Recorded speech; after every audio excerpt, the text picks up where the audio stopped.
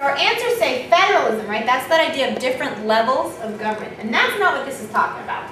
Rule of law, right? That's that idea that leaders have to follow the same laws as us. Majority rule, that's that idea of voting, right? No, so the right answer is separation of powers, right? The president has certain jobs, the Congress has certain jobs, and they can't do each other's job. And that's the frustration that Roosevelt is expressing. If the president and the Congress disagree over a tax bill, the president can veto the bill. So Congress, president, and veto, okay? Which of these applies to a presidential veto? Checks and balances is the idea that one branch can check the other. Could be it. Judicial review has to do with the Supreme Court, and that's not even mentioned here. Representative democracy, nobody's voting for anybody. And federalism, again, we're not talking about those different levels. So the right answer is going to be checks and balances. Which of these is a power of the United States Supreme Court? Okay, they're in that judicial branch, right? So to interpret laws, to veto laws, to pass laws, enforce laws. Interpret laws, the judicial branch, J for judicial, J for judge. They're deciding on whether or not laws are constitutional. Could be it. Veto laws, that's something the president or Congress could do about something that they don't like. So that's a power that the president has, and that's not the Supreme Court. Pass laws, again, judicial branch doesn't have anything to do with that, and enforce laws, that's the president's job. So number 1, or A, is where we are. Which of these is an example of following the rule of law? Okay, remember, rules, following the rules. Citizens vote for a new amendment, the General Assembly approves the governor's budget, political parties hold a convention to nominate candidates, or the governor is impeached for wrongdoing. Citizens voting for a new amendment, not a real issue about leaders following rules. General Assembly, again, in the budget. Political parties, The correct answer is 4. The governor is impeached, meaning he or she got in trouble for not doing the right thing. In which economic system does the government control what products will be made, how many will be made, and how they will be made? Okay, so now we're looking at the economy. Mixed economy, right? We're saying that there's some government action, but really people are kind of deciding what's sold. Command, the government was commanding everybody what to do. Traditional, you kind of did things the way they've always been done. And free market was that consumers really dictated what happened. So this is saying the government controls pretty much everything. So I know it can't be mixed, I know it can't be traditional, and it can't be market, right? That command piece, the command piece says that it controls everything.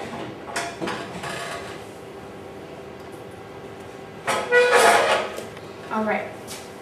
A traditional economy is an economic system based on long-standing customs, composed of elements of capitalism and socialism, controlled completely by the government, determined solely by individuals competing for profits. It sounds to me, that A could be it because of the long-standing, right? You do it because it's tradition, okay? It's not going to be B, right? Because we're not talking about capitalism and socialism. We're talking about traditional economy. It's not controlled by the government in traditional economy. And it's not determined exactly by what is going to be sold. So the correct answer is A. Whew, we are rocking and rolling. Okay, which of these is most often encouraged by the government in a command economy? Again, command means the government is controlling it all. National production goals, inherited occupational roles, private ownership of property, competition between businesses. Inherited occupational roles, that sounds like tradition. We're talking about command.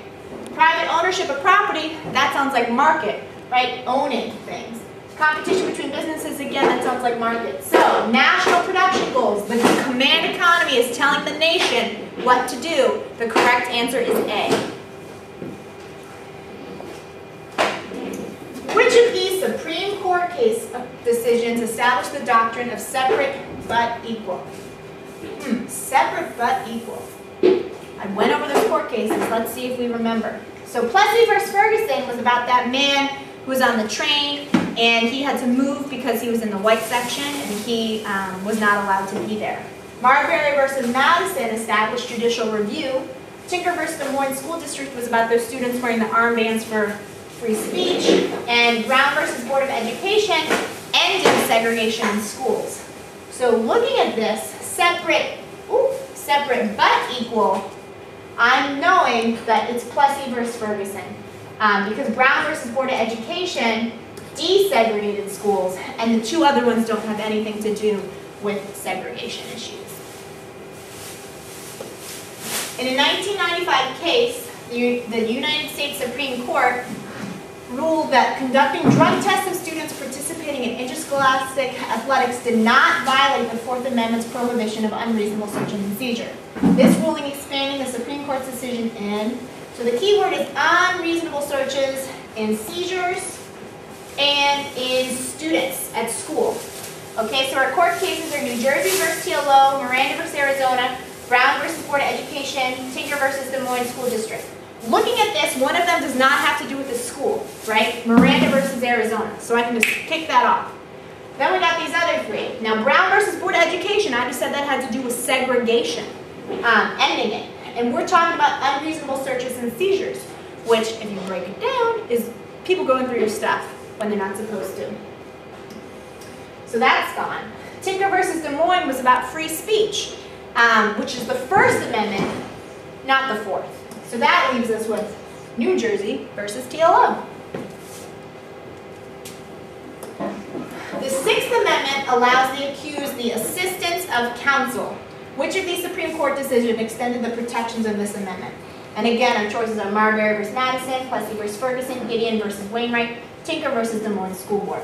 So assistance of counsel, that basically means a lawyer. So which one of these court cases said that you need to have a lawyer if you've been accused of a crime? Marbury versus Madison, that's not talking about that. Plessy versus Ferguson, that's talking about separate but equal.